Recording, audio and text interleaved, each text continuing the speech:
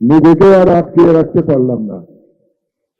Sorry আব্বুজান, তোমার কথা অমান্য করে বের হলাম। স্বার্থপরের মতো ঘরে বসে থাকতে পারলাম না।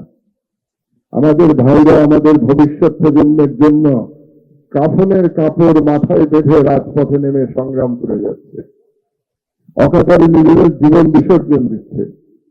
একটি প্রতিবন্ধী কিশোর, 7 বছরের বাচ্চা, ল্যাংড়া মানুষ যদি সংগ্রামে নামতে পারে, তাহলে আমি কেন বসে থাকবো ঘরে? একদিন তো মরতেই হবে, তাই মৃত্যু ভয় করে স্বার্থপরের মতো ঘরে বসে না থেকে সংগ্রামে নেমে গুলি খেয়ে বীরের মতো মৃত্যু অধিক শ্রেষ্ঠ।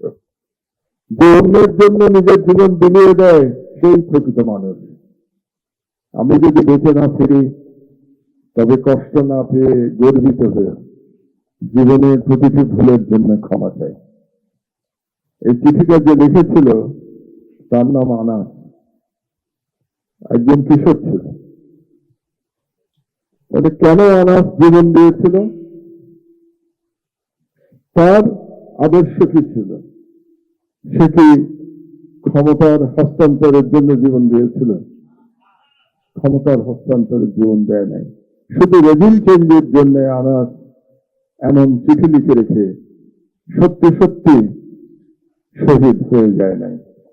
সে বলেছিল তার ভাইদের কথা, যারা ভবিষ্যৎ প্রজন্মের জন্য জীবন দিচ্ছে।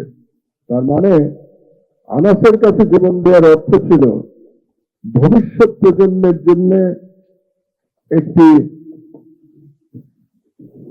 একটি আদর্শ রাষ্ট্র গঠন করে জীবন দিতে চেয়েছিল।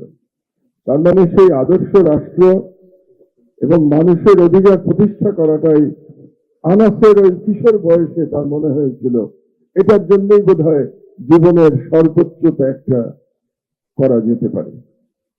আমরা বোধহয় সেখান থেকে অনেক দূর সরে এসেছি মাত্র 14 মাসের মধ্যে। এটা দুর্ভাগ্যজনক। আমরা অনেক সময় বিতর্ক করি।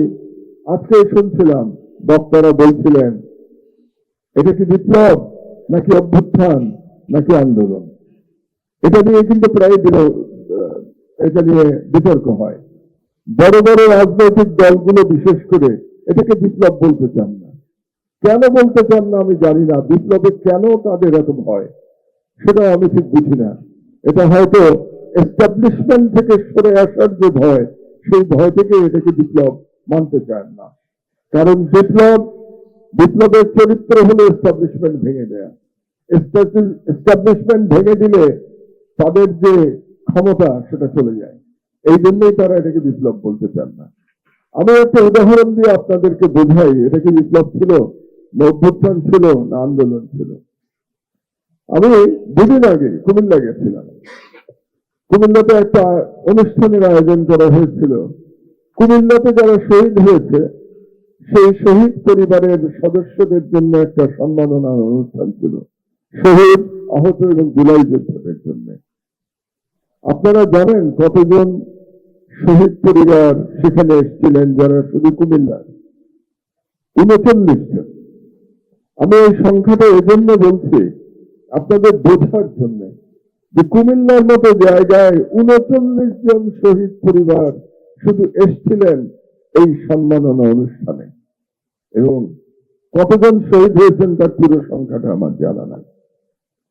তার মানে সারা দেশে কি পরিমাণে বিস্তৃত হয়েছিল এই বিপ্লব, এমন সারা দেশব্যাপী বিপ্লব আমরা কি আর কখনো দেখতে পেয়েছি? শুধুমাত্র আমাদের স্বাধীনতা সংগ্রাম 1971 সাল ছাড়া এই গত 54 বছরের ইতিহাসে কোথায় শহীদ হয় নাই?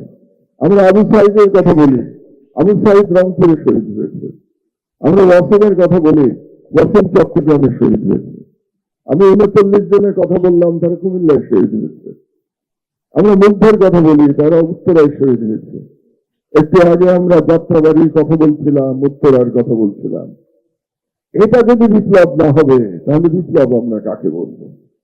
তো যারা এটাকে এখনো বিপ্লব স্বীকার করতে চান না, তাদেরকে মানে সঠিক পথে আনার রাস্তা বোধহয় আমাদের জানা নাই।